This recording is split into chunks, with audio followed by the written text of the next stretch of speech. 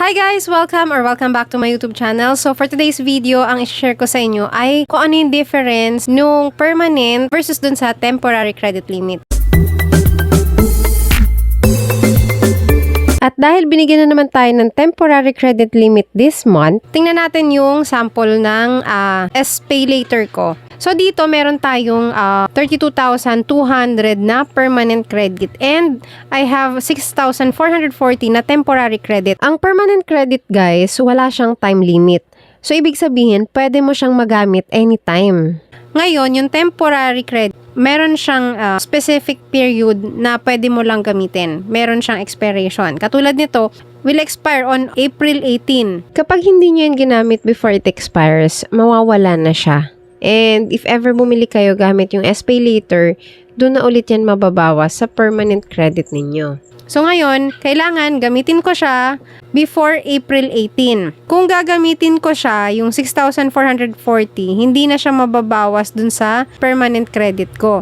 Kaya lang dito kasi, sa case ko, ang available credit ko na ngayon ay 9,080.88. Kung wala yung 6,440, ang total available credit ko na lang talaga ay 2,640. Ibig sabihin, kung wala yung temporary na yun, 2,640 lang ang pwede kong gamitin gamit yung SPayLater. Ngayon, dahil nagbigay si SPayLater ng temporary na 6,440, kung bibili man ako ng worth 6,440, hindi yun mababawas dun sa permanent credit ko. Dito yun mababawas sa temporary credit. Kaya guys, kung halimbawang kinulang na kayo ng available credit sa SPayLater, tapos biglang merong temporary credit na binigay sa inyo, ayun na yung chance para magamit nyo yung SPayLater nyo. Kaya ako guys, pag meron akong bibili na medyo mas malaki-laki yung amount, hinihintay ko yung temporary credit na binibigay niya. Usually naman monthly yan meron sa akin. Kaya habi nasa 3,000 plus yung